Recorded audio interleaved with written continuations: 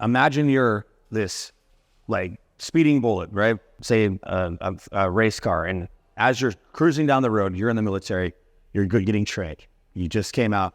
Your lack of emotional, like say even intelligence and emotional support allowed you just to assimilate, to just be who you need to be the guy, like play the part. This is my shit.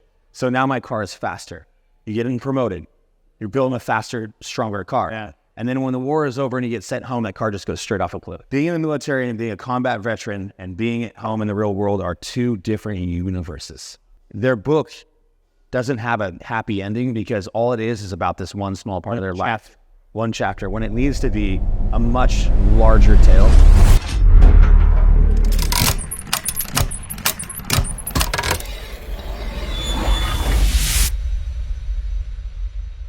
Anyway, thank you for coming, bro. Like, I'm super stoked that we're sitting here, and I think it'd be awesome, John, if you can introduce yourself. Sure.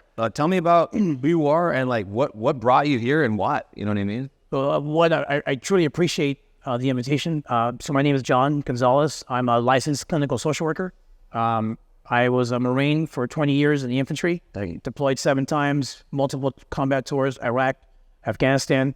Anger is what's presented and what we think it is, but we're very incongruent. Mm-hmm. It's not anger. Anger is our defense, especially as men. Yeah, absolutely. It's shame. It's guilt. Yeah. It's go down the when we can't identify emotions, because that's the problem with us, is that we are unable to, I call it emotional labeling, right? Right. In which we don't consider the importance of emotions and feelings. Those drive our thoughts, which drives our actions and behaviors.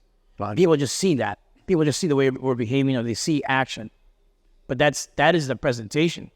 We're doing that because of emotion. Yeah. Because of thoughts. I put a lot of importance on emotions and feelings, and that's something that we as men, especially, we hide from, or we push them down. We avoid them. We don't want to face them because sometimes they take us down dark places. Yeah. Right. That we don't want to go. Yeah. They make you uncomfortable. Yeah. Right. Or we put them to the side. I use the analogy all the time with like a closet. We feel something. Oh, I don't want to deal with that.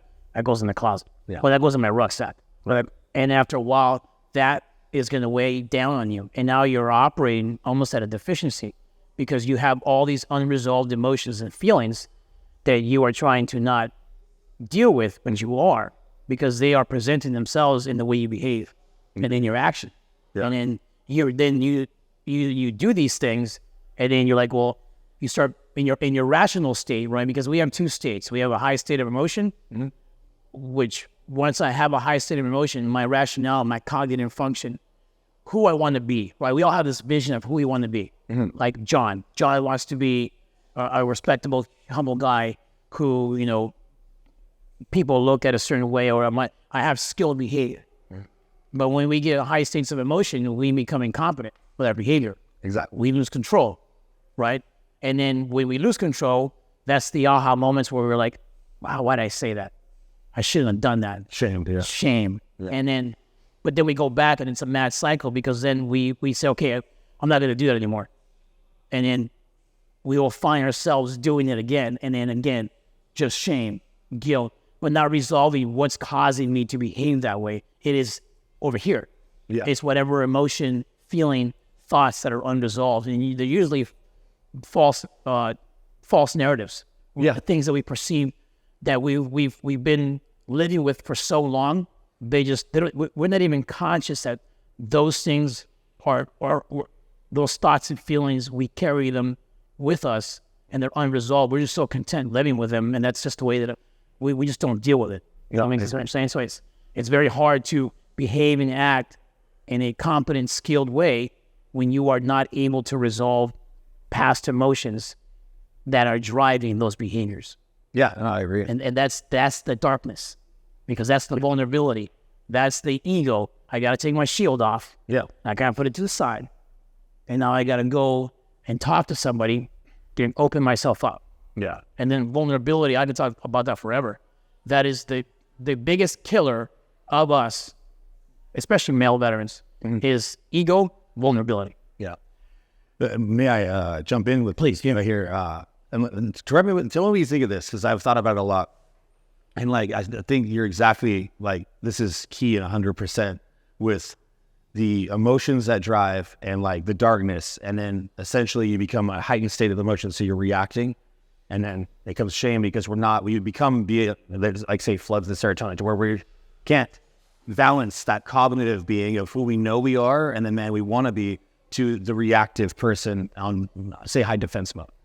And I feel like a lot of that comes from like, we both were in the military and combat and tours, and like we were ingrained and trained day in and day out to react, to respond. That was what we were told. Like, not to get hit, to hit, right? Hit hard. Like, that was from day one to getting home. You survived because you could hit harder than anyone else. Yes. And that might be oversimplistic as far, but for this purpose, I feel that as men, we are taught to be reactive, like say, especially in the military. And so it's hard not to jump to that defense mechanism because it's almost like subconscious. And so, but to be a higher functioning man in society, I have had to retrain myself to stop being reactive. Because you think in your head, oh, well, I need to be like, what if somebody comes at me with a knife with my wife and child? As simple as that thought that goes through our heads every day, that we need to be able to be sharp and quick and immediately attack. When in reality, we need to see it coming so we know what to do, and then we can be less reactive and more responsive. And I feel like it's taken me a long time to become who I need to be and who I am today by learning how to be less reactive and understand what was happening here. That is such a phenomenal point, man. And this is what happens is, and you're exactly right. So let's go there, right? The indoctrination that we receive as service members to be able to do our jobs, especially ground combat MOSs, right? 100. Yeah. We get in those traits, characteristics, the way we are, they serve us in that small window of environment, right? Exactly. Do not serve us anywhere else, right? So we get all this indoctrination, we serve for X amount of years, and then you operate in this environment.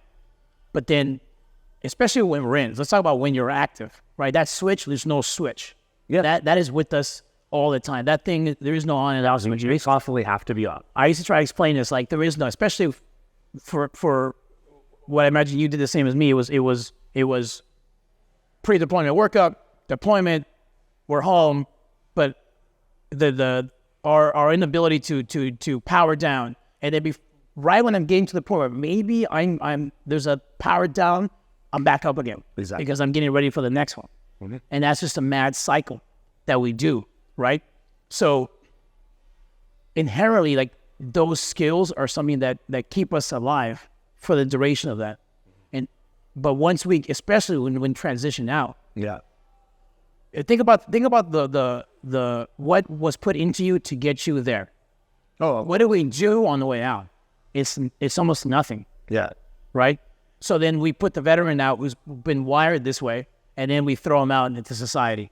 Exactly. And that transition, if you're not, and the thing is that one of the biggest killers of us is that we lack awareness when we're in it, right? And I think it's human beings at all. Like, if you had the knowledge and someone brought you, be like, hey, let me break this down to you, who would say, oh man, I got to do this? Who doesn't want to take care of themselves, right? But there's a lack of awareness, even as we're transitioning out and then getting into society and leaving the active duty behind us.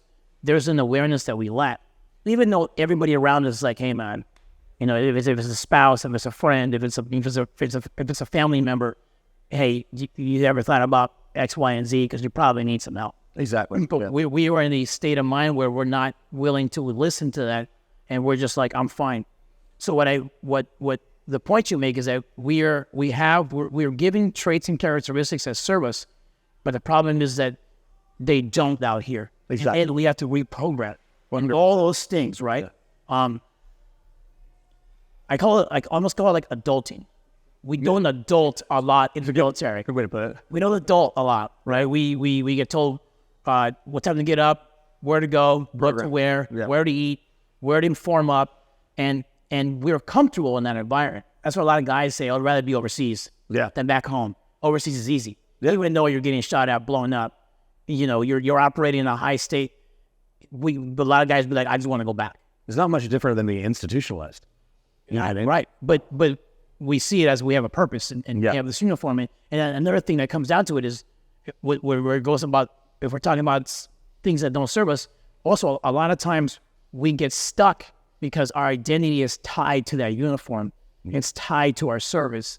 And then I think one of the biggest killers of us is the fact that if we don't find follow-on purpose. Exactly. And it's not about getting a good job. It's about finding the same passion that we had in. Yeah. That's what I would say when it comes to transition, aside from the points you make about having things that don't serve us or letting go of certain things that saved us here but don't help us here. It's that transition to follow on purpose. You have to find that follow on passion.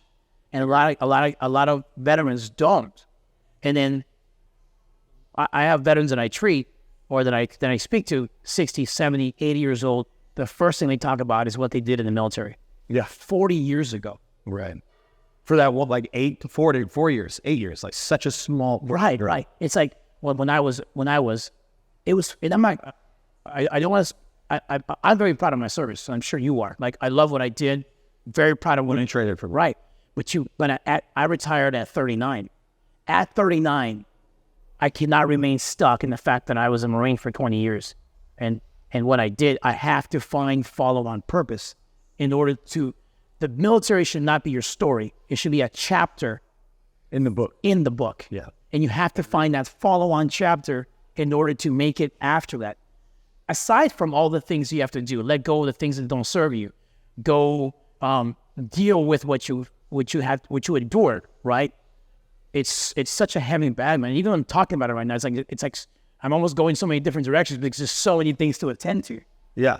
After you can transition out. I agree. But then we look at, and I want to normalize this because a lot of veterans, when they get out, then they're like, well, I'm all fucked up. Or why am I, I shouldn't be doing better. No, let's rewind. Think about all you did. You are actually reacting normally to feel what you are and to have to endure what you do in order to transition and find follow-on purpose. All these things, mental health, physical health, purpose, passion, that is normal. If you reacted differently, that's, now we're talking about sociopathy, no way can you numb that out, right? True. Right? You have to, we experience these things, but the thing is that we don't know how to deal with them. Goes back to emotions. We don't know how to handle that. Yeah. Thoughts, we don't know what to do with it. We just push them away. We avoid them, thinking that they're not going to circle back. They are, because everything that's unresolved will pop back up. Right. So it's our inability, and then there's a precursor, right? A lot of us, before the military, we came from stuff, because sometimes that is missed, right? Yeah. We think that the military might have done this. In some instances, sure. I'm not saying that everyone that joins the military didn't come from good nurture or good environment or had good parents. I'm not saying that. But I know for me, like, I had no emotional capacity when I joined the military. And actually having limited emotional capacity assisted me, because I went from having what I perceived as not needing emotions to then joining the Marine Corps Infantry, which that excelled me. That served me, because I was able to do things where I was like not being fully aware with like some of the feelings that I feel now when it comes to like caring about things, or like, like it doesn't bother you. My own mortality. Yeah. That was my big one. Yeah. I literally didn't have like with the off switch, I absolutely had no wherefore of my own mortality. Like, I literally believed that I was immortal or indestructible. Yeah. And I went in, just real quick, I had a hyper abusive childhood. Parents split when I was 9, just out of control. My dad became like a religious zealot at like 55, and then just went off the deep end. And so when I joined, I was almost like running away. That was the plan. And I'm pretty sure I think I was like diagnosed with PTSD before I signed up. Yeah. You know what I mean? Like crazy. But like you said, that served me to make me even better, because what I was doing is like, oh, I like this because it was a familiar trauma, like a familiar environment. Like, oh, all I have to do is just make me hard, make me tough, and I go do this and I can execute. Like, okay. No, a lot of guys, I don't say perfect, but in the way I feel this way, like we're almost perfectly designed, right? The same thing. I came, no abuse, but I came from a father who maybe said 100 words to me in my entire life, right? Very old school Hispanic man. I think he was, now in hindsight, now that I'm a clinician, I don't resent him as much as I used to. Because I think he did the best he could. He just wasn't giving the emotional intelligence and emotional capacity himself by his nurture. So he just gave me what he could. Right. But when I joined, I had very limited emotional capacity, very limited emotional intelligence, but I felt comfortable. I remember when I graduated boot camp, like I was like, this is my shit. Mm-hmm. And then that's why I call the military like the Great Reset, right? A lot of us that weren't headed. I went to high school for 5 years. I didn't join. I got kicked out of my last 3 high schools. I was still in high school at 19. Yeah. And I signed up. And then when I got to the military, all these things all this lack of emotional capacity. As soon as I got to the Marine Corps and I got to my first unit, it served me. I mean, I was promoted meritoriously. Yeah. Like my persona worked. And then what we do is then we tie that to belief. Right. Like this purpose. Oh yeah. I'm a uniform. What I'm doing is making sense. And then it's exacerbated. And now you're getting promoted. You're doing these incredible, amazing feats in combat or back in the rear, whatever. And you're like, oh, I'm good. I'm proud. I'm going through all this stuff, but it's a sense of accomplishment. Not understanding that there's going to be a time where everything that we're doing here is not going to serve me. Of course. And I don't want to say I'm going to pay for it, but I'm going to suffer. Yes. In the aftermath of this, especially if I don't attend to this. And then if we're married, if we're fathers, if we're partners, if we're family members, like also during this journey, luckily I didn't get married till the later part of my career, but I mean, I've seen it where guys are dragging their, like not only themselves, but families through this because they're not even fully aware. They're in survival mode. Yeah, it's perpetual. Perpetual and then get out. Yeah, because I think like going in young, and so many people like you don't. Like, a lot of guys get out. I don't think they know who they are because you were taught to be a certain way. And like you said, how like war is hell. It's not going to serve us outside of combat, outside of like at home. You know what I mean? And so with that, I believe people just get to the point where imagine you're this like speeding bullet, right? Or a rocket that you're designing, say a race car. And as you're cruising down the road, you're in the military, you're getting trained. You just came out. Your lack of emotional, like say even intelligence and emotional support allowed you just to assimilate, to just be who you need to be the guy, like play the part. This is my shit. So now my car is faster. You're getting promoted. You're building a faster, stronger car. Yeah. And then when the war is over and you get sent home, that car just goes straight off a cliff. Fuck yeah. That's an awesome analogy, man. And then like, it's like, oh, here we go. Fuck. You know what I mean? And then like what? There's no road. There's no road. Being in the military and being a combat veteran and being at home in the real world are two different universes.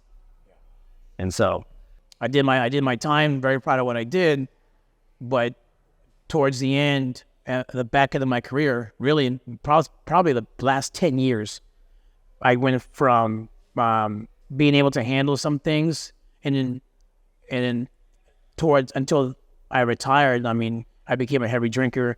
I had a lot of things I had to deal with. So my transition out of the military was difficult. Like it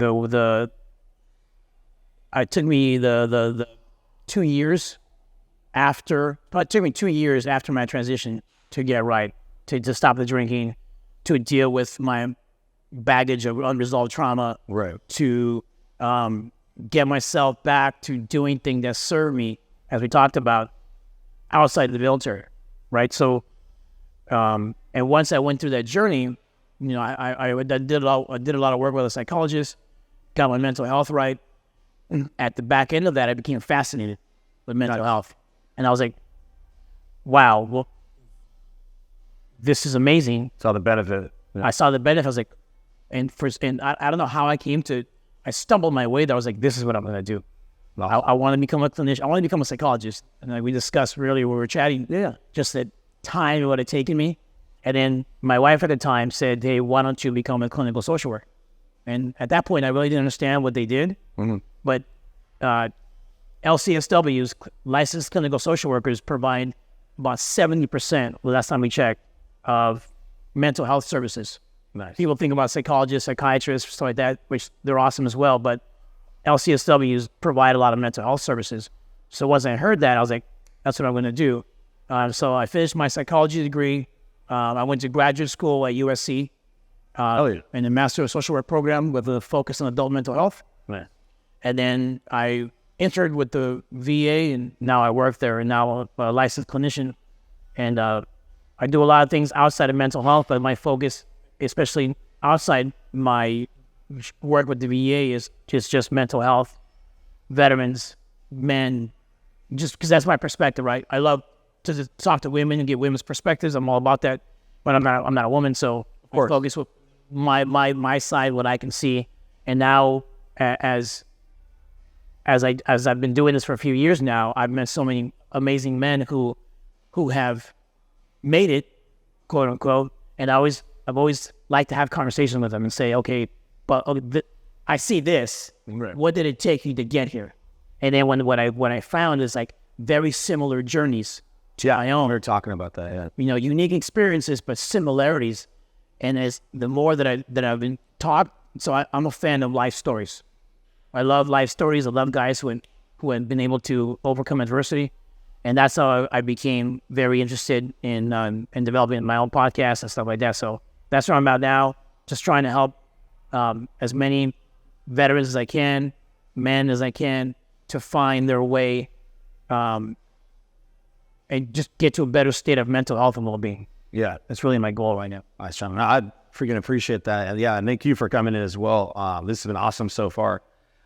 First of all, you should be proud. That's amazing that you were able to get your master's degree. Like a lot of people, like especially like you said, you retired at 39, and not a lot of people are prepared to like look down the barrel of like, hey, I'm going to go get a formal education, like because I want to do something with purpose. That you found passionate, and I think the biggest thing is that, and you touched on it. I know we can go continue. Is that everyone's unique experiences, but similar essential outcomes when they exit the military, especially combat veterans.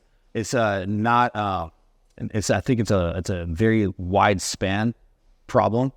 I don't think it's just unique to a couple or a small limited amount of individuals. I think it's a big deal that affects a great many people. Yeah. And so I find that, like you said, bringing more awareness that people like yourself are going to be like incredibly important and crucial to the development. If people want to get like you and I have from like driving off the cliff, right. To be able to like, okay. And then that one of the analogies you made that I absolutely loved was like, everyone who makes the military, like you talked about veterans that are in their 70s and they were in for 4 to 8 years, but maybe during a combat or a conflict, and that's all they talk about.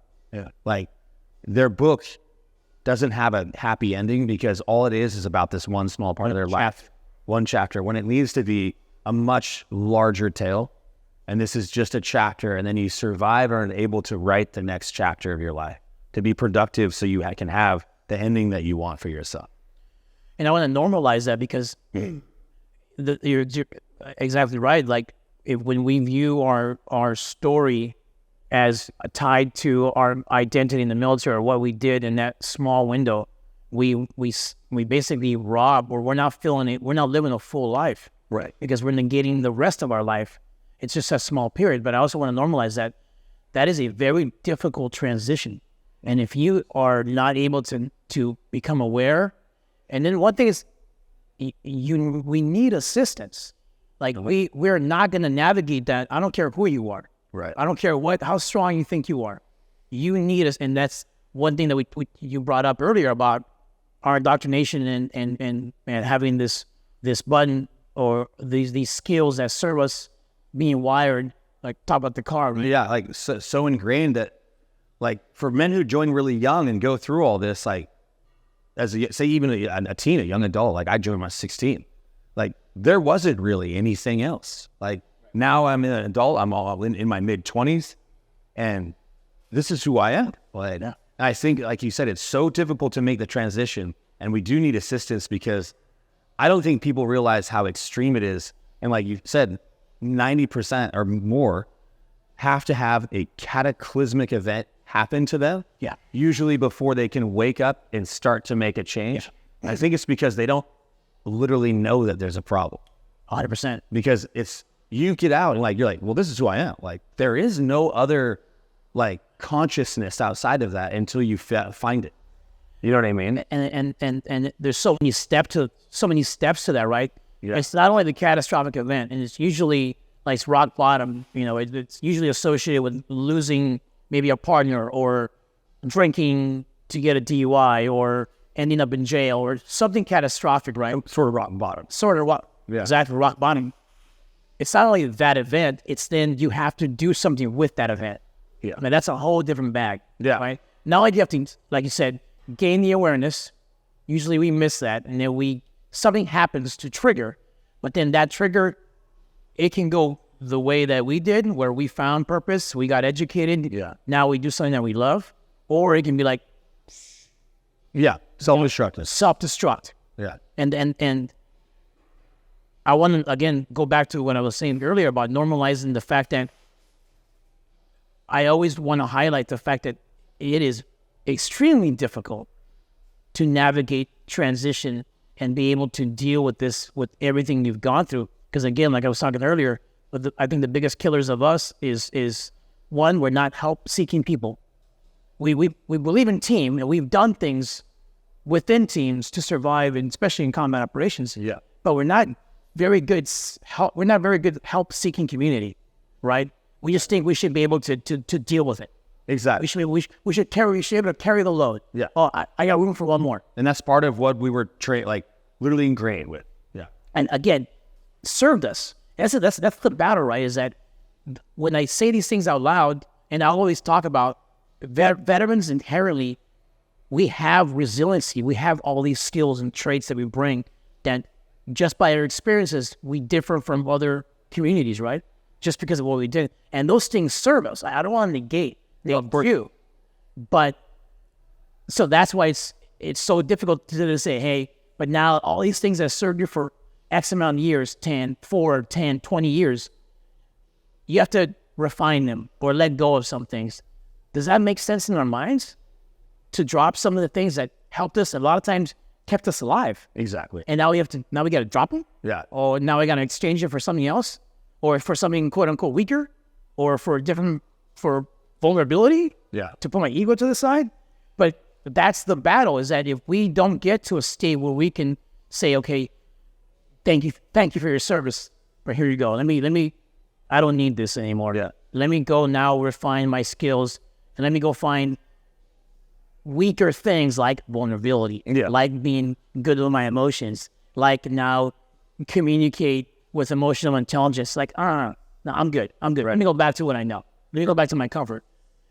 But that battle, and the thing is, it's a step.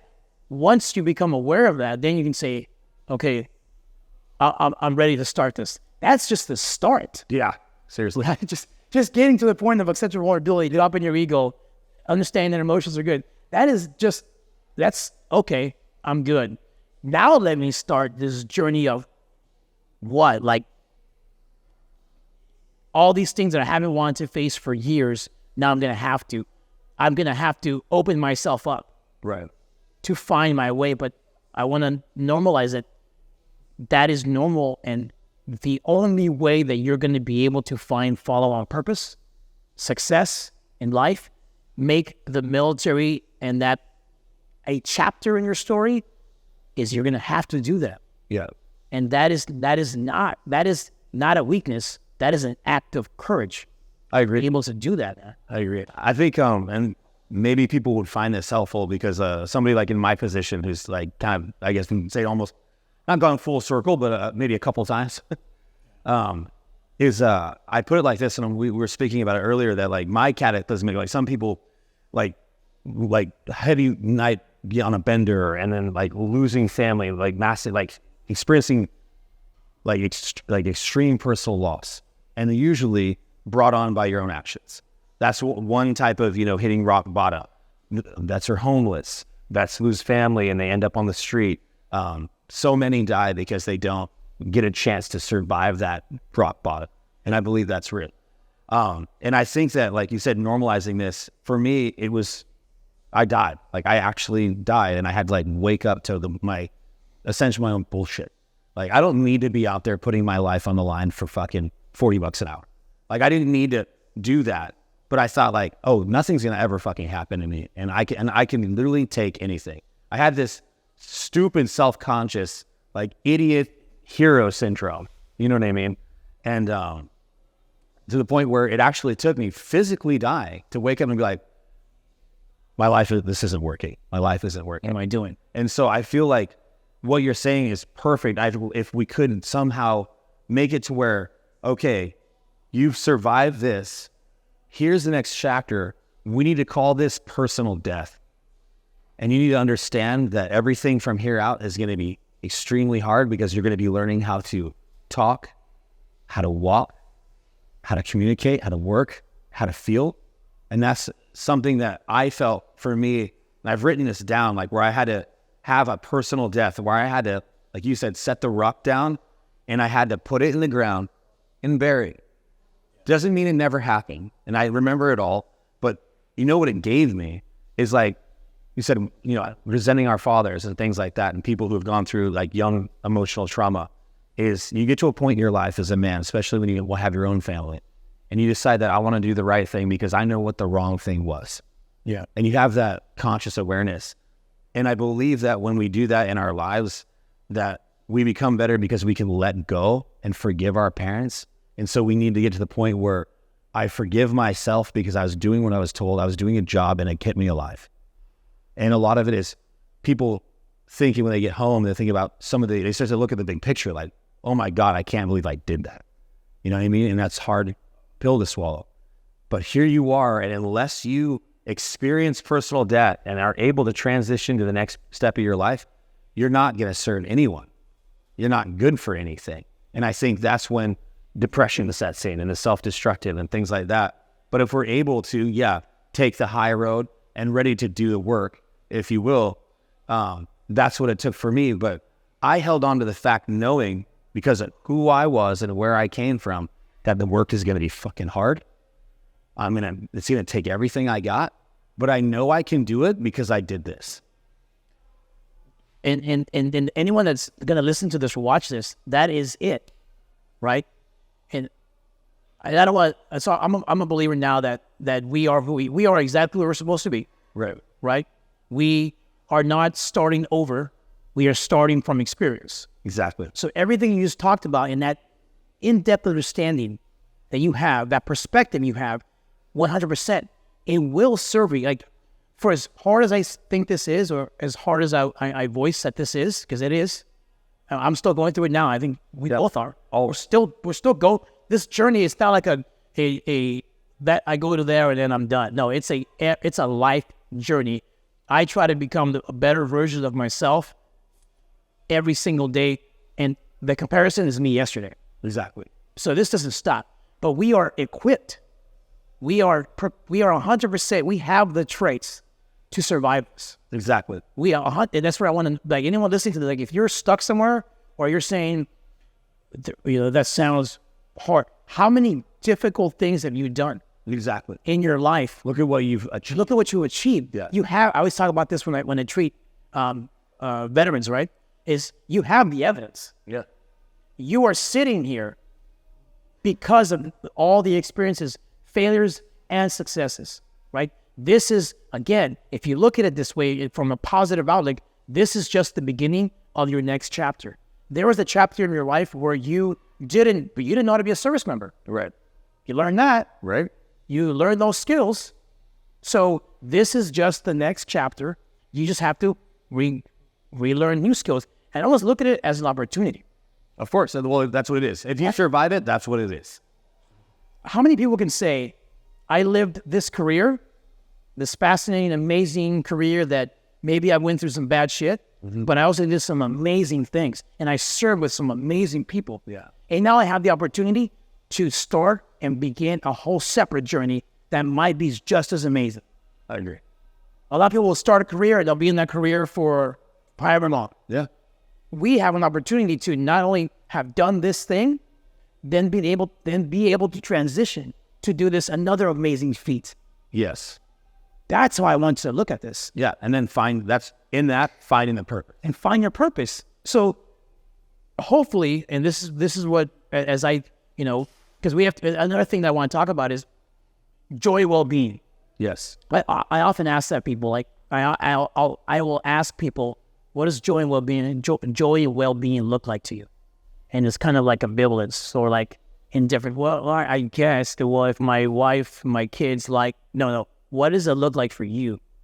And that's another thing that I think we fail at is we're not specific with what joy, well-being, happiness looks like for me. I used to say this all the time. If my wife was happy and my kids are taken care of, I'm good. That is the biggest bullshit line. Oh, yeah. For the selfish, selfless. But it's well intentioned because of course, we're provider protectors by nature. Yeah. We're provider protector, right? That's how we want to operate. So we say that out of care. But if you are not good, you are operating at a deficiency. If you're in crisis mode all day, how good of a father are you? Oh, exactly. And I'm not busting anybody that's living like this, but how good of a father are you? How good of a partner are you? How aware are you of what you're doing? No, you're operating at 40%, whatever you want to. Maybe. Yeah. And now you're trying to do this? No. And it might sound selfish, but the priority in your life has to start with you. You have to get good. And I talk to people now, and they'll say that, they're like, man, I've been saying that shit and I used to say it all the time. Like, as long as my wife is happy, as long as my kids are good and they're taken care of, I'm good. No. Like I don't care what happens to me. No, bullshit. You have to be good fundamentally in order to do these things. So that's one thing that I want to highlight, that I get it why we're doing it, but it doesn't serve us at all. No, I agree. And I think that like and I said like that selfish, selfless, like that whole thing, like you said, as long like, oh, I'm resilient, I'm strong, so it's okay. Like I got out, I have a good job, my wife and kids are waiting for it. Like I'm doing okay as long as they're eating, they're happy. My wife's, there's food on the table, clothes on their back, our home's nice. Like nothing else matters. To the point where like I will go and deal with whatever stress I need to do. I don't tell anybody about it. I don't talk to my wife about it. I'm not dealing with any of it. As long as everyone's okay, I just keep going until the wheels fall off. And there's something that I heard that goes with that point, and it was basically like we even think that we're doing a good job by covering what we're doing. Exactly. Like we think like, okay, well, everyone's good, but it's so obvious that we're not. And then we cope, right, with what?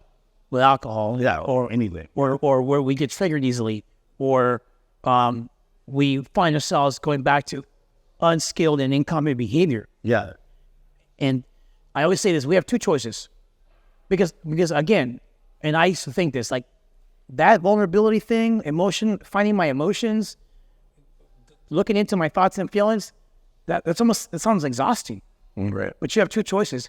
You can exhaust yourself to lead you to a better place where you are living a life full of purpose and joy, well-being, or I can mentally exhaust myself to keep pretending that I'm good. How much effort does it take to pretend that this facade, right, this persona that we carry around, or we get stuck in masculine traits that don't serve us, and we don't want to address the entirety of human emotion. I agree. And that's one thing that I did that as a father. I have a son and a daughter. My son, I wanted to make him a man. I want him to have the same persona that I do. Right. But when we do that, we strip this magic list of masculine traits that I'm only going to give my kid this. No, he needs the array of emotions. He needs full package. He needs the whole thing. And that's what happens, I think, a lot of times in our nurture, is that we're stripped away. We're giving the masculine traits and everything else. I don't need that. Or my son doesn't need that. And again, I think it comes well-intentioned. I think as a father, I was trying to do the best I could. I wanted to prepare my son to be a man in this world. But I have to not look at it as he only gets this list. He's got to get the entirety. And I think that's what I'm trying to do. When we talk about family and taking care of our families. To me, it's a generational change. I'm trying to impact a generational change to my son and daughter. I treat my children the same exact way. They both get the same thing. When my daughter falls and she's crying because of her, or my son falls, same way, I don't say, well, get up, boys, don't cry. No. Hey, son, if that hurts, let it rip. And now, are we good though? We good? Right. Let's brush it off and let's go. Same thing to my daughter. Now, if my daughter cries and I'm jumping and go rescue her because she's my daughter, because I have to treat her a certain way. But my son falls, be like, get up. That didn't hurt. No, it hurt. Right. I know it does. The dude's bleeding out. Right. I know it hurt. It's okay, get up. No, but let's brush it off. We good? We good. Yeah, teaching kids compassion. Yeah, because if not, then if we get stripped of that, then it puts us in a place where we again, we're talking about going to the military. We get to the military, those things are exacerbated, but then they don't serve us. And then again, we eventually, to live a full life, I'm going to have to get the array of human emotion to be able to experience, to be able to live the human experience. Exactly. And if we don't get it from our fathers, or like setting our kids up for the better generational, shift that they need, then just like what we had to do, we have to figure it out ourselves. And sometimes we then end up in our 40s, and here we are, just figured it out. And at what cost? Exactly. And that's where I found myself. I can say this. I remember the weekend I retired, I sat back in my chair. I'm like, what just happened? Right. I wasn't excited. I was indifferent. I was like, what just happened? And I didn't feel good. And now I can tell you, looking back now, 6 years removed, and all the work that I've done and becoming a clinician, I can look back at it, and I was not living a full life. I missed a lot. Yeah. So I didn't find myself until I was 40 years old. Well, so then I talk about this a lot. So not only did I live 40 years, but imagine all those years that I was behaving and acting that way, oblivious to my conduct, because I lacked the awareness and the emotional intelligence, or the capacity, or the vulnerability, or all the things that I need to be a human being. Mm-hmm. I didn't have those.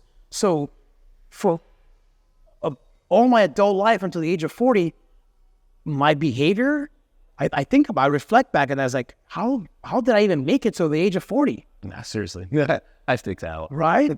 How did I make it to the age of 40? Because, so again, I want to throw that out there. Like, if you are in search of joy and well-being and the full human experience, you need everything. You will not survive on the list of things that we think are important. And we're going to operate within that window. You are missing out on so much. And I understand that there's risk when it comes to vulnerability or opening yourself up or all that, because now you're open. That's one thing that we're afraid of. We'll take physical injury all day. Emotional pain? Yeah. Nothing's more stressful. I'm good with that. Good with that. Right? So I understand that vulnerability, especially in the aftermath, and what I'm asking people to do, is going to open you up. Is it going to be painful? Yes. Is it going to take you into the darkness? 100%. But you will not find yourself without doing that, because now you have to make up and go find yourself for everything you've experienced to resolve a lot of those things, to get to know yourself. If you don't open yourself, if you're not open to vulnerability and understanding why you think and believe certain things, you will not be able to operate in the way that you do in a rational sense. Because a lot of us have that, like we talked about before. When I wake up in the morning, I know who I want to be. Now I do. Yeah. I want to behave like an exceptional person. Like, not to just be like, okay, how do I operate in the way I want to be? But we are not being exceptional men that we know we can be. And I think until you do that, and like a lot of people facing the darkness, that is holding the mirror up and taking a hard look in not just at you, but into you, into your past. And we are aware of our behaviors, but now it's time to look past ourselves and be aware of the consequences of those behaviors. to our kids, to our family, to our friends, to ourselves. And like myself, similar. Like, I got out and like, boom, bottle, pain, didn't give a shit. Like nothing mattered. I was indestructible. I was a complete angry piece of shit. Like absolutely. For a couple of years before I decided to I need to start. Same thing. Rock bottom after rock bottom after rock bottom before I started waking up to my own bullshit and seeking the change that I needed. And having cataclysmic events like dying and things like that. I think that until people understand that, yes, until you take that hard look and you're prepared for it, but still know everything that we were able to do, that means that here we are. No matter how hard and how uncomfortable it looks, we can do it. 100%. Yeah. I think, like you said, normalize it. We need to become, at the end of the day, like Andy Frisella says this, I love it. We want to choose to become an exceptional individual. Exceptional men, not just for ourselves, but for the ones that we care for. And let's go back to that statement, right? And that way you said selfishness. Is that what you said, right? Because we say that. Yeah. I want to make sure that my children are taken care of, all this. There is no better way to take care of the people that you love than to find that version of you that's exceptional. Exactly. Because now, like I talked about generational change, now that's what's going to take. So we're talking about society at large. A lot of the things that it's veterans, everyone. This include all men. A lot of the traits that we carry are passed down. I got them from my father. Yeah. Right? So now, the way that I look at it, I don't have an excuse now. I'm aware. I'm 100% aware. Right. If I choose to continue, and if I'm voicing that I care about my children so much, or my loved ones, or I'm here for them, then it is my responsibility now that I'm aware to act in a manner where I can pass traits that are going to serve my son and daughter for their lives. Exactly. And that's if you're making that statement about I'm here to care, my kids are good, I'm good. Okay, then there you are, right? Again, I'm not putting pressure on anybody or minimizing anyone's parenting skills. I'm just saying if there's sometimes we lack awareness and we're doing things. Of course, and a lot of people in different situations, and we're not speaking about anyone specific, but I believe that's very true. Like the selfish, selfless. Yeah. You know what I mean? Oh, it doesn't matter as long as they're okay. Like, put my head on the block. You know what I mean? So this is one way I think it would be easy to look at it.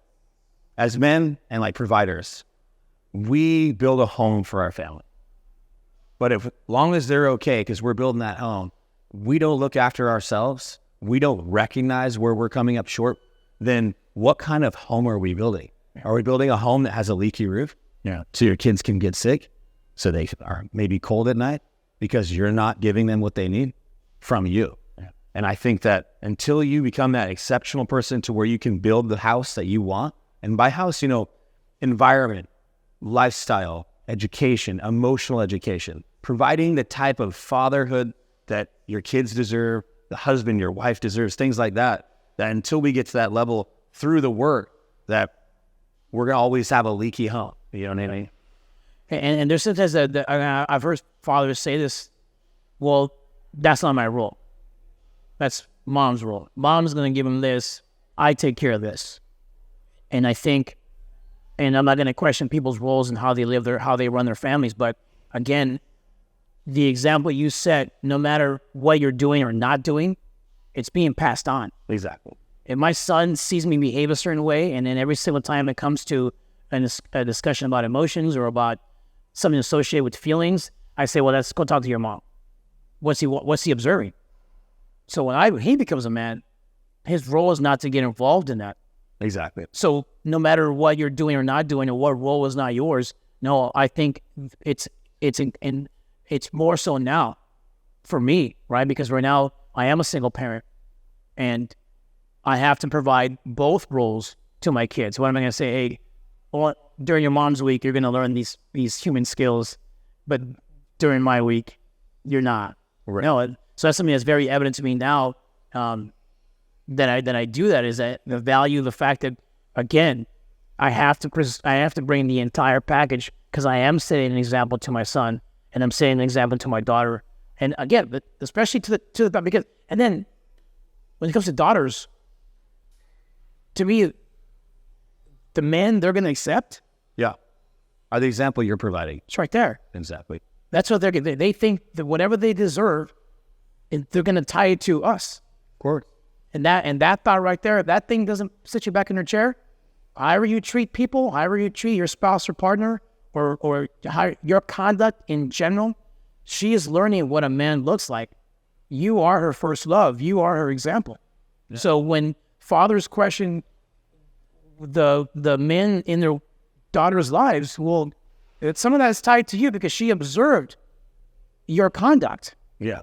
As she was growing up. No, I believe that. I think not only can you put that with fathers and like daughters and your kids, but at the same time, being who you want to be, that whole spectrum for being, I think, just a whole parent. All that as well, and I think a lot of people can take away from this is how you treat your spouse, your partner, your kids see that. That also goes in business.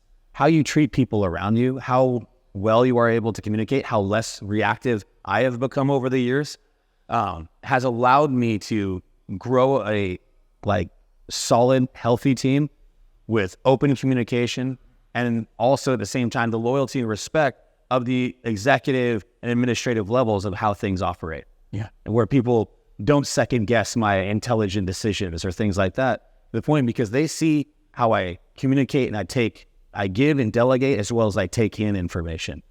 And I think, yeah, treating people wholly and respectfully as an exceptional person, as well as the same, treating your kids equally, daughter and son in situations, but also providing everything they need to do what they need to do so they can seek the quality of individual that you want them to at the end of the day.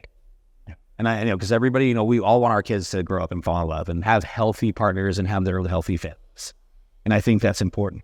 And so us coming full circle on who we need to be as men and things like that, and all this is huge. And I think this is amazing. And I want to come talk to you more. No. And I definitely want to have you on my podcast again. It's in the works, but I want to launch it next month. And if you need any help, Miguel's a genius. He's been working with me. We've really grown kind of what we do. Do you have any questions? We've got a million questions. Yeah, please, anytime. Yeah. But again, what I want to throw out there, as we wrap this up, is wherever you are, whatever step you are, if you're even if you're even preceding awareness, wherever you are, I want to normalize that.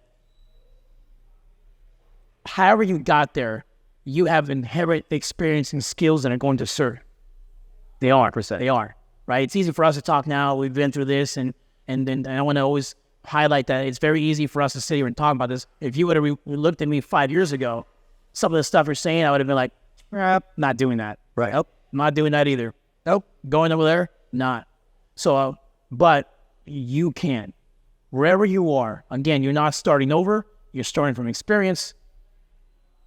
But the end state, the result, why you want to do this or why you should attempt to do this is because I'm telling you, the other side of this that we are kind of, you and I are navigating now, right? It's amazing. It allows us to have the full human experience, relationships, joy and abundance. Yeah. Nothing makes you feel more confident than when you know you are more competent and skilled with your behavior, even in high states of emotion. Even like you mentioned, things that used to trigger you don't. And it's not because they don't anymore. No, it's because they still exist. We don't react. You have now developed the skill and the behavior to be able to handle them. So what does that say about you? Exactly. Right? So again, you and I are not some special beings. We're regular men, dudes that have been through something, but we made a decision. We made a decision one step at a time to say, yeah, whatever it was. For me, honestly, honestly, for me, it was my marriage failing. Like I lost somebody very special. Kind of eye-opening. And that opened what am I doing? Right.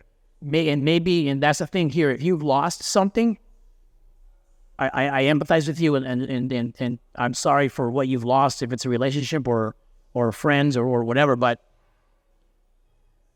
allow that to be the catalyst to you not having to experience this again. And that's what I'm trying to do, is maybe I lost something special, and my ex-wife and I, we're still very good friends, so at least I didn't lose her completely. But my goal now is to never have to go and endure that heartbreak or that loss ever again, by analyzing what I did and then changing my behavior in order to be a more competent, skilled person that won't make that. Yeah, the person you want to be. That person I want to be. I think that's amazing, John. That. And well, with this too on the podcast, we're gonna make sure we like connect as much links, anything you can provide, so people can reach out to you. Awesome. And if you guys are somebody who is in the same thing, that you want to take a hard look and you want to know how to change the behavior, I was just reaching out to John. Amazing, super pumped about this, and the information's endless, and we can go on forever. We go on forever, you know, because that's what it takes. It's constant work, and it never goes away, but it shouldn't, because when I work hard, it's because I know that I can. Yeah, and I will always carry that. And it's conversation again. I go back to human connection, and it's like we met through human connection. We met through a person that heard me talk and then say, "Oh, maybe Adam wants to hear this guy talk." And had I not been vulnerable in that meeting and expressed the things I've been through, we would have never connected, you and I. And here we are. So again, there's so much. You talk about abundance. There's so much that you can achieve by just getting to that level of competency and opening yourself up to people and just being you. Yeah. Not worrying about, well, am I being perceived as whatever your mind is. No, we're just be you. Just be you. Just be you. Open the door for the universe's human connection. Yeah, love that. 100%. Hell yeah. Awesome, man. That was great. Appreciate you. Thank you. That was rare. Nice.